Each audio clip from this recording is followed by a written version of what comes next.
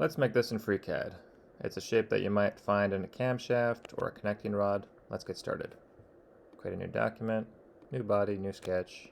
Let's do it on the XY plane. Create a large circle. Create a small circle. And let's connect them.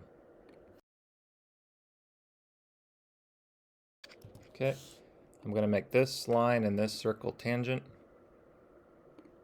Ignore the message that you get. Same here.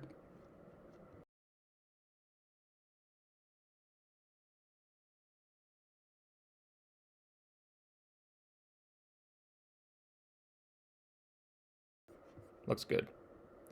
Okay, other CAD softwares would allow you to pad individual sections on this sketch, but FreeCAD will not allow you to do that. So the way around that in FreeCAD, I'm going to open up this sketch again, is to trim the inside edges of these circles.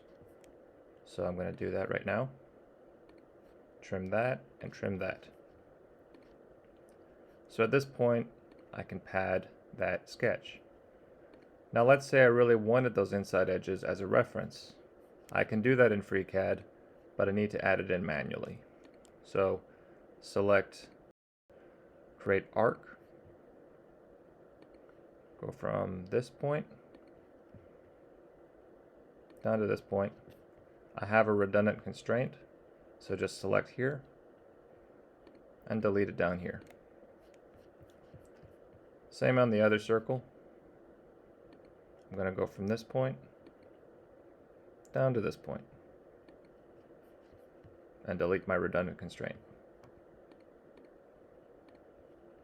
Now I need to convert these two inside edges to construction geometries. And at this point, I can modify the size of the circle still and see what's going on. But it will not affect the pad later on. That's how you do that in FreeCAD.